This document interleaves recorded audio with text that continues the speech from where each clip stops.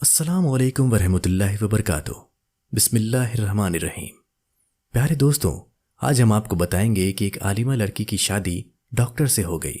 उसके बाद जो हुआ वो सुनकर आप भी हैरान रह जाओगे। वीडियो को आखिर तक ज़रूर देखें और अगर लाइक नहीं किया तो इसे लाइक भी ज़रूर करें। तो चलिए शुरू करते हैं। दोस्तों, हैदराबाद के किसी इलाके में एक डॉक्टर लड़के की शादी एक आलिमा लड़की के साथ हो गई। शादी के 2 साल के बाद डॉक्टर साहब के घर में पहला लड़का यानी घर में पहला बेटा पैदा हुआ। तो ये देखकर आलिमा बीवी ने अपने शौहर से कहा कि हम अपने बेटे को दीनी तालीम दिलवाते हैं। मेरा शौक है कि हमारा ये बेटा आलिम बने। तो ये सुनकर डॉक्टर साहब ने उसे आलिम बनाने से इनकार कर दिया और कहा, मैं तो इसे पढ़ा लिखा कर एक बहुत बड़ा अफसर बनाऊंगा ताकि ये दुनिया का कामयाब इंसान बने और हमारा नाम रोशन कर सके। डॉक्टर साहब की बीवी आलिमा थी, दीनदार थी, इसलिए उसका शौक था कि उसका बेटा आलिम, हाफिज या कारी बने। लेकिन डॉक्टर साहब नहीं माने। फिर उसके बाद 2 साल का वक्त गुजर गया। डॉक्टर साहब के घर में दूसरा बेटा पैदा हुआ। इस बार बीवी फिर से जिद करने लगी कि वो अपने बेटे को एक आलिम बनाएगी, मगर डॉक्टर साहब इस बार भी नहीं माने और कहने लगे कि वो अपने बेटे को बहुत अच्छे स्कूल में पढ़ाएंगे। दोस्तों, उसके बाद में 2 साल का वक्त और गुजर गया और इनके यहाँ तीसरा बेटा पैदा हुआ। बीवी ने इस बार भी बहुत जिद की और कहने लगी कि अपनी आखिरत के लिए कुछ तो सामान इकट्ठा कर लो और अपने बेटे को दीनी तालीम दिलवा दो। लेकिन डॉक्टर साहब इस बार भी नहीं माने। खैर दोस्तों, जब डॉक्टर साहब के घर चौथा बेटा पैदा हुआ और इस बार बीवी ने जोरदार जिद पकड़ ली और इस बार डॉक्टर साहब को बीवी की बात को मानना ही पड़ा और इस बेटे को बड़ा होते ही एक अच्छे से मदरसे में दाखिल करवा दिया गया। वक्त गुजरता गया और डॉक्टर साहब के पहले तीनों बेटे दुनिया की पढ़ाई करने के बाद आला सरकारी अफसर बन गए और इनका चौथा बेटा दीनी तालीम हासिल करके हाफिज, कारी और आलिम बन गया। एक दिन डॉक्टर साहब अपनी बीवी के साथ घर में अकेले बैठे थे। उस वक्त डॉक्टर साहब ने अपनी बीवी से कहा कि तुम्हारे तीनों बड़े बेटों की सरकारी नौकरी लग गई है और आज वो अच्छा खासा पैसा भी कमा रहे हैं और तुम्हारा छोटा बेटा मौलवी बन गया है।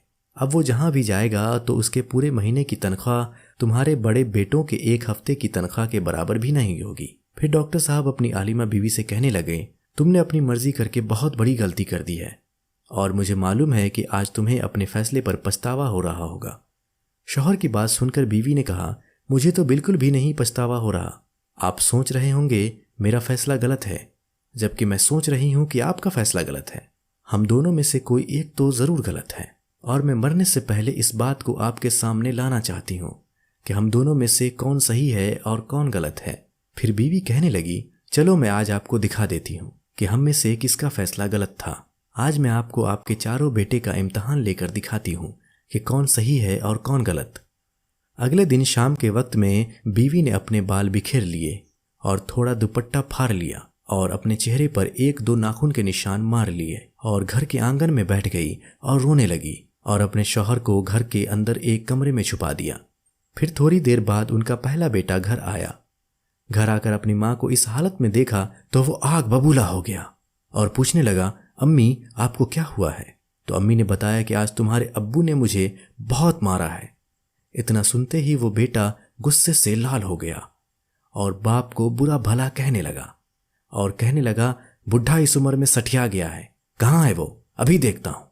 अम्मी ने बताया कि अभी वो घर पर नहीं है। तो बेटा कहने लगा, जब वो घर पर आ जाए तो मुझे बता देना, आज देखता हूं मैं उसको कि वो किस तरह से तुमको मारता है।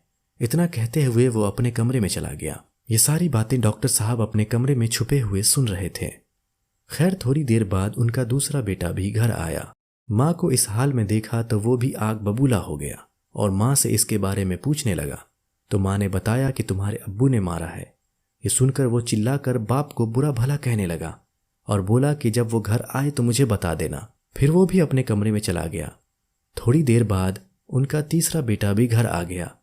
माँ को इस हाल में देखकर वजह पूछने लगा तो माँ कहने लगी कि तुम्हारे अब्बू ने मारा है। तो वो भी बाप को बुरा भला कहकर कमरे में चला गया। दोस्तों, डॉक्टर साहब ये सारी बातें अपने कमरे में बैठकर सुन रहे थे। उनको लग रहा था जैसे उनके पैरों के नीचे जमीन ही नहीं है। डॉक्टर साहब के आंसू नहीं रुक रहे थे। वो सोच रहे थे कि किस तरह मेहनत करके इन बच्चों को पाला है, किस तरह परेशानी उठा उठाकर उनको अच्छी तरह से पढ़ाई करवाई है और यही नहीं, न जाने इनकी कितनी गलतियों को नजरअंदाज किया। फिर वो अपने आंसू पोंछते हुए उठे और कमरे से बाहर निकलने ही वाले थे कि इतने में उनका चौथा बेटा जो मौलवी बन गया था वो घर में सलाम करता हुआ दाखिल हुआ। अपनी माँ को इस हाल में देखा तो भागते हुए अपनी अम्मी के पास पहुंचा और माँ से इस बारे में पूछने लगा तो माँ ने उसे भी यही बताया कि तुम्हारे अब्बू ने मुझे मारा है।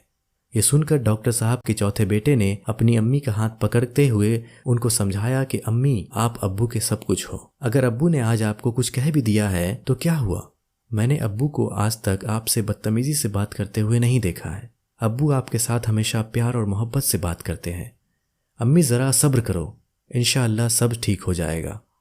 फिर वो बेटा कहने लगा, अम्मी याद रखो, जिस इंसान ने तुम्हें इतनी सारी खुशियां दी हैं, आज अगर वो थोड़ी सख्ती के साथ पेश आ रहा है तो क्या हुआ, वो तुम्हारे शौहर हैं। हो सकता है आज उनका दिमाग ठीक ना हो, उनको किसी बात की कोई परेशानी हो या फिर आपसे कुछ गलती हो गई होगी। अम्मी ज़रा सोचो, अब्बू आपका कितना ख्याल रखते हैं। आपको याद है आज से 3 साल पहले जब मैं मदरसे में था तो उस वक्त आप कितनी सख्त बीमार हो गई थी।